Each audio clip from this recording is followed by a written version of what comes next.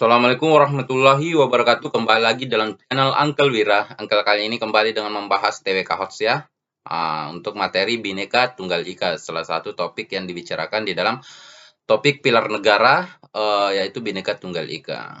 Nah, di sini Uncle akan membahas cerminan dan prinsipnya bagaimana sih, dan tapi dia dalam bentuk soal yang hots, yang analisis ya. Nah, bagaimana kita mengurai dengan detail, dengan hati-hati, dengan teliti, cerminan Bhinneka Tunggal Ika dan prinsip kebinekaan itu sendiri. Nah, sedikit pengantar bahwa ketika kita berbicara masalah Bhinneka Tunggal Ika, maka kita akan berbicara masalah toleransi. Jadi bentuk perilakunya adalah toleransi.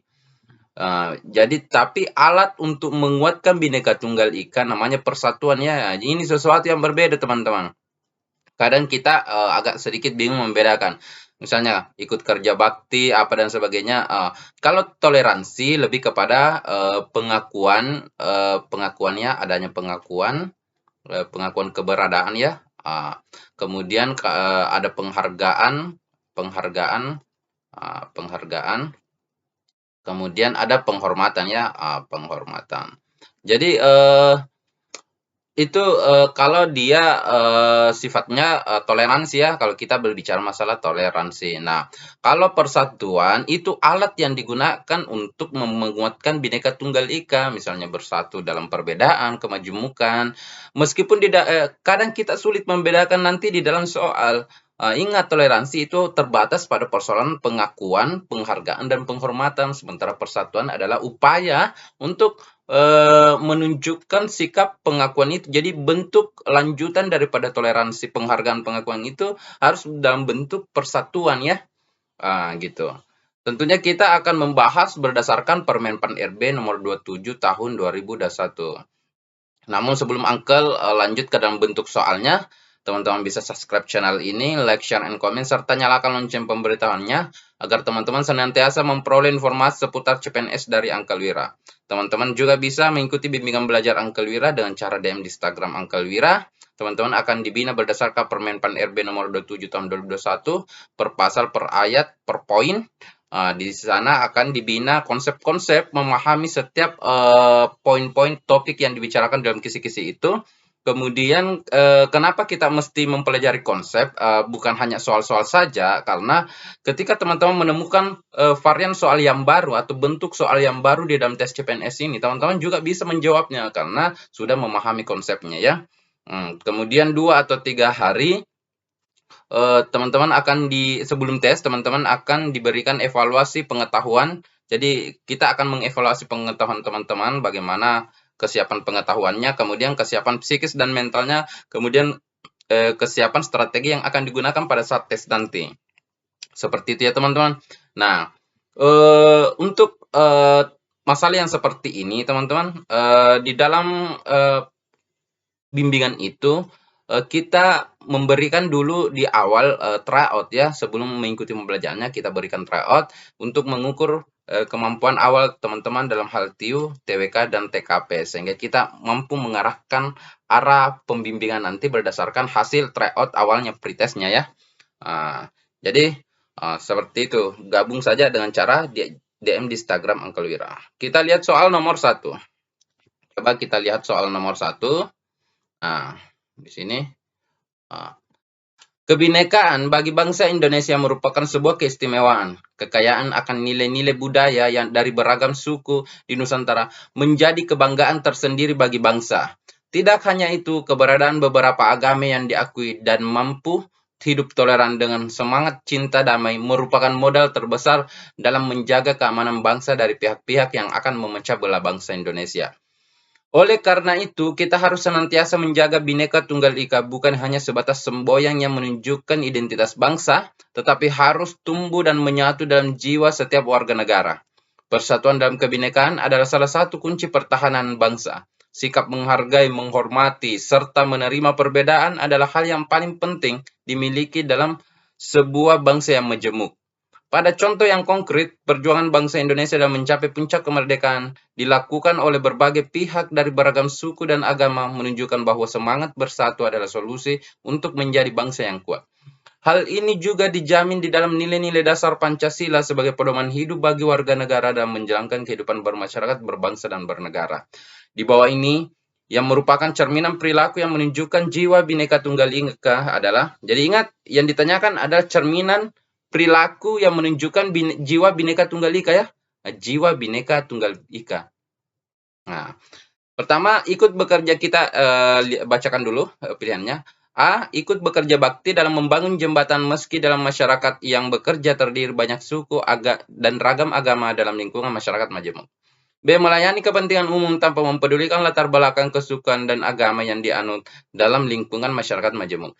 C. Menghargai pemeluk agama dan suku lain dalam suatu lingkungan masyarakat majemuk. D. Bekerja sama dengan rekan kerja lainnya tanpa memandang suku dan agama dalam lingkungan masyarakat majemuk. E. Berdagang dengan masyarakat manapun tanpa memandang suku, bangsa, dan agama yang dianutnya dalam lingkungan masyarakat majemuk. Nah, jadi di sini ada A, B, C, D, E ini pilihan semuanya. Kalau secara sepintas semuanya menunjukkan jiwa Bhinneka Tunggal Ika. Tapi kita harus hati-hati, yang ditanyakan ini adalah jiwa Bhinneka Tunggal Ika. Ingat tadi kalau kita hanya berbicara masalah jiwa Bhinneka Tunggal Ika, artinya cerminan perilaku yang menunjukkan jiwa Bhinneka Tunggal Ika, tadi dia terfokus pada toleransi. Oke, toleransi ya. Di dalamnya ada penghargaan, tadi ya ada penghargaan, ada penghormatan, kemudian ada apa? Pengakuan ya, pengakuan. Oke. Jadi kita melalui pengakuan ini kita memberikan sikap penghargaan dan penghormatan itu. Nah, kita analisis coba ya, di mana yang menunjukkan adanya poin penghargaan. Oke, di bagian C ya. Oke. Jadi sebenarnya kita bisa langsung jawab poin C itu adalah bentuk jiwa Bhinneka Tunggal Ika ya. Kita analisiskan apa yang lain salah ya. A. Ikut bekerja bakti dalam membangun jembatan meski dalam masyarakat majemuk itu adalah fungsi dasar ya. Jadi kita ini bagian dari masyarakat memang harus kerja bakti ya. Jadi kalau dia berbicara masalah Bhinneka Tunggal Ika, ikut kerja bakti itu hanya alat untuk memperkuat Bhinneka Tunggal Ika ya. Jadi bedakan alat untuk memperkuat Bhinneka Tunggal Ika dengan jiwa kebinekaan. Kalau jiwa kebinekaan fokusnya ke toleransi. Kalau alat memperkuat Bhinneka Tunggal Ika fokusnya ke persatuan. Jadi A ini lebih fokus kepada alatnya ya, alat memperkuat Bhinneka Tunggal. B. Melayani kepentingan umum tanpa mempedulikan latar belakang kesukuannya dan agama yang dianutnya dalam lingkungan masyarakat majemuk. Itu lebih kepada profesionalis bekerja ya. Artinya kita tetap melayani masyarakat secara umum tanpa harus peduli suku apa dia, agama apa dia, karena itu memang fungsi kita. Jadi ini lebih kepada profesionalnya ya. Nah, D. Mengapa D ini tidak dipilih? Bekerja sama dengan rekan kerja lain tanpa memandang suku dan agama, ini sama saja ya, profesional ya, profesional. Kemudian berdagang dengan masyarakat ekonomi tanpa memandang suku, bangsa, dan agama yang dinamuknya, ekonomi demokratis ini ya, ekonomi demokratis. Tetapi ini juga lebih kepada profesional dalam melakukan suatu profesi ya. Jadi profesional, bisa juga profesional. Jadi yang paling jelas menunjukkan adanya jiwa Bhinneka Tunggal Ika adalah yang menunjukkan adalah bentuk penghargaan, bentuk penghormatan, dan bentuk pengakuan. Dan itu posisinya ada di walaupun dia posisinya ada di bagian C ya. Jadi seperti itu cara kita menganalisis. Jadi kita perlu hati-hati sekali ya dalam membedakan alatnya dan jiwanya ya. Seperti dengan bela negara dengan patriotisme. Meskipun sama-sama melakukan upaya, tapi bela negara itu yang disorot adalah tindakannya, upayanya, tetapi kalau patriotisme adalah jiwanya, semangatnya yang karena patriotisme kan itu dia jiwa kepahlawanan ya. Jadi jiwa itu nampak nanti dari tindakan, tapi sesuatu yang berbeda teman-teman ya. Kita lihat lanjutnya. Soal nomor 2 ya. Dalam sebuah masyarakat di Provinsi Papua, ada sekelompok masyarakat yang menunjukkan dirinya bahwa sukunya adalah pemimpin dari suku-suku yang lain di provinsi tersebut karena ia menganggap bahwa sukunya lebih tinggi kedudukannya dan lebih terhormat daripada suku-suku yang ada di sekitarnya. Hal tersebut disampaikan oleh kepala suku tersebut di depan seluruh sukunya pada sebuah pesta adat yang diselenggarakan tiap tahun.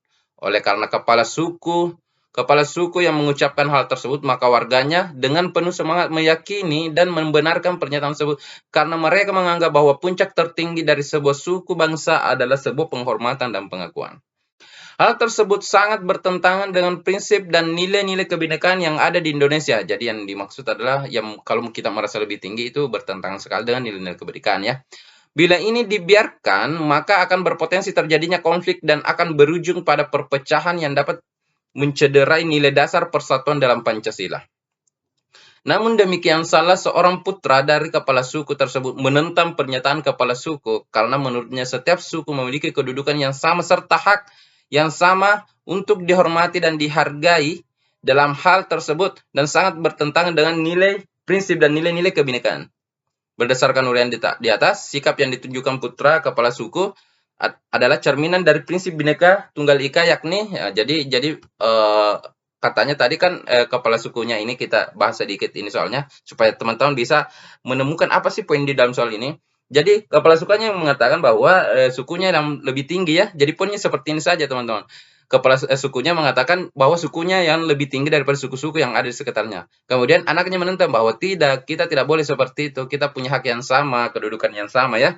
Jadi yang ditunjukkan katanya putranya ini terhadap bapaknya ini sikap seperti apa di dalam prinsip kebinekaan. Oke. Jadi saya bahas sedikit, kita sebutkan dulu pilihannya. A. Tidak bersifat sektarian dan eksklusif ya, yang dapat menimbulkan rasa cemburu dan perasaan tidak nyaman bagi suku lain.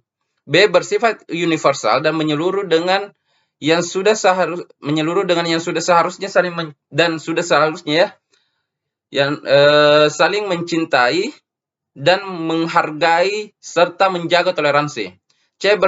Bersifat konvergen di mana perbedaan dalam masyarakat tidak seharusnya menjadi hal yang patut dibesar-besarkan.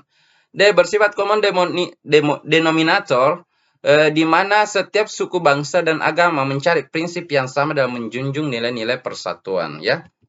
Kemudian E. Menciptakan ketentraman hidup melalui persamaan hak dan kewajiban antara setiap suku dan pemeluk agama. Oke. Kita poinnya adalah tadi prinsip apa yang ditunjukkan si anak ini ya, karena bapaknya mengatakan bahwa dia sukunya lebih tinggi daripada suku-suku yang lain yang ada di sekitarnya. Nah, kita lihat, kita harus tahu dulu prinsip-prinsip Bhinneka Tunggal Ika. Jadi salah satu prinsip Bhinneka Tunggal Ika adalah tidak bersifat sektarian dan eksklusif ya. Ini bersifat universal dan menyeluruh. Ini semua prinsip ya. Bersifat konvergen. Jadi ini semua prinsip-prinsip Bhinneka Tunggal Ika. Sampai di D ini adalah prinsip Bhinneka Tunggal Ika, bersifat common denominator. Yang ini bukan prinsip Bhinneka Tunggal Ika, jadi kita langsung buang saja ya. Nah, sekarang apa yang teman-teman harus banyak memahami apa yang disebut bersifat sektarian atau eksklusif. Kalau bersifat sektarian contohnya adalah merasa meyakini bahwa sukunya ialah yang lebih tinggi daripada suku-suku yang lain sehingga nilai kehormatan penghargaan mereka yang mereka yakini jauh lebih besar daripada suku-suku yang ada di sekitarnya. Jadi berdasarkan uraian di atas sebenarnya A ini menjadi prinsip yang ditunjukkan oleh si anak bahwa kita tidak boleh merasa lebih tinggi daripada suku-suku yang ada di sekitarnya ya. Jadi teman-teman bisa juga baca materinya tentang ini, prinsip ini akan mengarah seperti itu ya. Nah, apa yang ditimbulkan dari sikap yang seperti itu ini tadi rasa cemburu dan perasaan tidak nyaman bagi suku lain dan akan seperti itu. Yang kedua bersifat universal dan menyeluruh yang sudah seharusnya saling mencinta dan menghargai serta menjaga toleransi. Ini juga sepertinya masuk di dalam kasus di atas, tetapi kasus di atas tadi ada penyebabnya. Kenapa? Kita harus fokus pada penyebabnya. Penyebabnya tadi si kepala suku ini yang tidak lain adalah ayah dari putra yang tidak lain adalah kepala suku, bapak dari putra kepala suku itu tadi yang bapaknya sendiri ya. Adalah kepala suku itu menganggap bahwa dirinya yang paling sukunya lah yang paling tinggi dibanding suku-suku lainnya. Jadi ini masih jauh lebih benar secara istilah sebagai jawaban dibandingkan B ini. Meskipun sebenarnya kita harus hati-hati karena ini nampaknya benar semua. C. Bersifat konvergen di mana perbedaan dalam masyarakat seharusnya menjadi hal yang patut tidak seharusnya menjadi hal yang patut dibesar-besarkan. Jadi kalau ada masalah tidak mesti dibesar-besarkan dalam sebuah kelompok atau beragam kelompok, itu tidak mesti dibesar-besarkan. Jadi dia harus mengerucut ya, jadi harus bersifat konvergen sehingga dia tidak meluas menjadi satu konflik yang bersifat nasional nantinya ya. Oke, jadi kita ini tidak sesuai ya. Bersifat common denominator, setiap suku bangsa agama mencari prinsip yang sama untuk menjunjung nilai-nilai persatuan ya. Ini juga agak kelihatannya agak sesuai dengan soal di atas, tetapi yang membedakan adalah itu tadi, selalu perhatikan mengapa itu terjadi. Jadi kalau belajar tentang soal hoax, teman-teman harus paham siapa pelakunya dan mengapa itu terjadi dan apa dampaknya. Jangan langsung ambil kata kunci begitu saja sebetulnya. Kalau bisa jadi, tetapi manakala kalau di pilihan-pilihan sangat berbeda dalam pembuatan pilihan gandanya. Tetapi kalau hampir sama semua, hati-hati dalam pengambilan kata kunci. Harus betul-betul paham betul mengapa itu terjadi dan apa dampaknya. Itu juga terjadi di pengawalan Pancasila. Kenapa masih banyak peserta yang kadang masih bingung membedakan? Karena dia hanya mengambil topik yang ada di butir-butir Pancasila. Misalnya tolong menolong, padahal tolong penolong masuk ke sila keberapa. Padahal kita tidak pernah tahu apa dasar pertolongannya, mengapa dia menolong. Itu harus semua ditahu. Karena melalui alasan pertolongan itu bisa menyebabkan dia masuk dalam pengembangan sila yang berbeda, teman-teman ya. Jadi seperti itu. Jadi kalau memahami soal, kita harus betul pahami konsep, prinsip, substansi soal itu seperti apa. Sehingga kita dapat memilih jawaban yang tepat. Saya rasa teman-teman ada orang yang hebat, tidak ada yang bisa menghalangi teman-teman untuk menjadi ASN tahun 2021 ini, kecuali 3 perkara.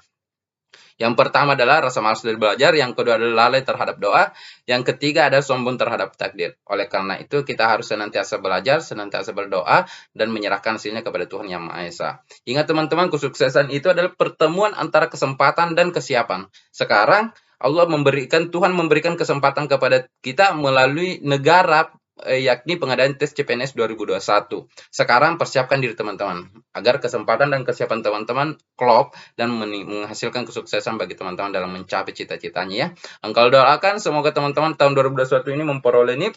Ingat teman, belajarlah karena ingin tahu, bukan karena ingin tes. Dan ketika teman-teman lulus, itu hanya hadiah dari Tuhan atas ketulusan teman-teman dalam belajar. Ingatlah, jadilah ASN yang berhati tulus dalam melayani masyarakat dengan mengutamakan kepentingan masyarakat di atas kepentingan pribadi dan golongan. Jangan jadi ASN yang pragmatis karena hanya gaji dan tunjangan hari tuanya. Terima kasih. Sekian dari Uncle Wira. Assalamualaikum warahmatullahi wabarakatuh.